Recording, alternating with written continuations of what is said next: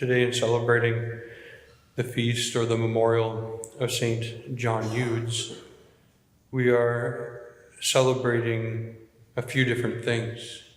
St. John Eudes was truly, as the reading from the book of the prophet Ezekiel speaks about, a shepherd after our Lord's heart. In the book of the prophet Ezekiel, our Lord is admonishing the shepherds, calling them basically mercenaries, those who do the work for pay, but as soon as the wolves come, they run away. They exploit the sheep. Basically, everything that would make someone a bad shepherd, and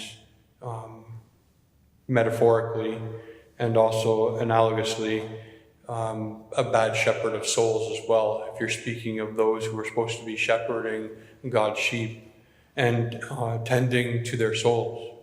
St. John Eudes, at the time in which he was living, back in the early 1600s, he was assigned a task, a mission by God through his Sacred Heart to exercise compassion to those whom he would encounter. Now, St. John Vianney, another French saint, St. John Eudes is from France, and there's a great devotion to the Sacred Heart of Jesus and the Sacred Heart of Mary.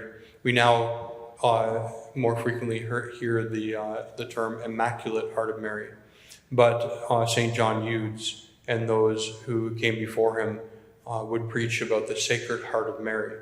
And in fact, where I'm from in Ontario, Canada, which there was a French influence, a French-Canadian influence, there's a parish called the Sacred Heart of Mary, and the other parish close by is the Sacred Heart of Jesus. And they would have, those who came to Canada at that time, coming back in the 1600s, would have brought that devotion. So St. John Eudes, he was a very devout child. He entered the seminary, became a priest at 24 years old. And then at one point, just to show how our Lord used his love for souls, and especially like St. John Vianney said, that the priesthood is the love of the heart of Jesus. And St. John Eudes embodied that.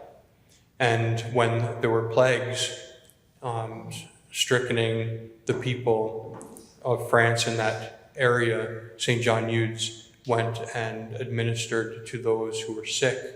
But because he had a fear that he would infect his brothers in religion and those around him, he decided to administer to the sick, and then he lived for a few years in a wine cask in a field, just so he wouldn't infect the people around him.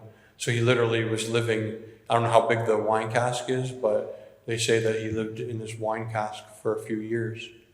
And then he ended up joining the order of Saint Philip Neri, the Oratorians. And he ended up becoming a great parish mission preacher, preaching over 100 different missions. And then eventually, through his contact with some spiritual persons and people who were counseling him, he decided to administer to those who he saw were in the most need. One, he noticed that priests in the area and priests in France in general were not getting the proper education, and they weren't able to give what they didn't have. So he decided to found some seminaries with permission of his superiors to give more in-depth instruction to priests.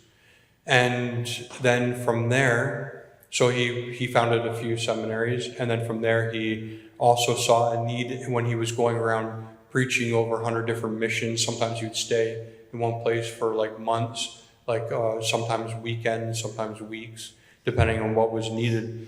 But then he started noticing this other plague, this epidemic of prostitution. And he saw that there were many young women who were wanting to leave that lifestyle, but they had nowhere to go. And speaking with different people, he realized that there was a need for a refuge for them. So he founded the Sisters of Charity of Refuge for these young women, so they would have a place to go as a transition and to be taken care of because of the lack of resources. So you can see that St. John Eudes really practiced what he preached. And what he preached was devotion to the Sacred Heart of Jesus as the source of our charity, of our love, of our grace, which gives us that virtue of charity. And then also the Sacred Heart, or the Immaculate Heart of Mary, which is our example of virtue that we are to imitate and practice, and also the love that Mary has coming from her Immaculate Heart for her children. So St. John Eudes eventually, because a general superior disagreed with his missions and everything, so with consultation he decided that there was such a great need in this area that he was working in that he would found his own congregation. So he ended up founding the Eudists, his own congregation, to continue the work which he started and to promote devotion to the Sacred Heart of Jesus and the Immaculate Heart of Mary. And then eventually that devotion caught on, especially under the patronage of Saint Margaret Mary Alacoque and Blessed Claude Colombier.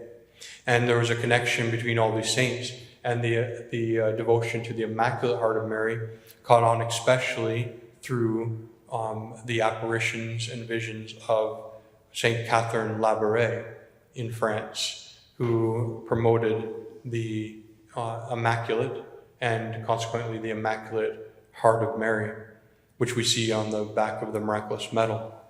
So we see how God uses all these saints to promote his devotion in order that people would grow in certain virtue, and the virtue that our Lord wanted all of us, and especially those at that time, was in his love for neighbor and also love of God, our Father. So the Sacred Heart of Jesus and the Immaculate Heart of Mary, both of these devotions teach us where we are to place our energy, and that is in growing in the virtue of charity. First, toward God, the willingness to sacrifice our own lives, to be generous, and to not count the cost of carrying the cross and being Catholic Christians.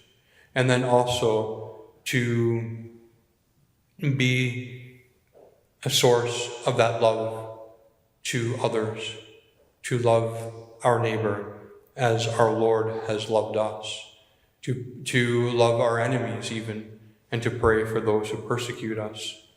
The hearts of Jesus and Mary, according to St. John Eudes, are the highest expression of the mercy of God. They are the means which our Lord wants us to use in order to grow in charity, in love of him and love of our neighbor. In this way, all of us can be true shepherds to those who God has given to us under our care, whether we're priests or whether we're just, lay people. St. John Eudes did not discriminate.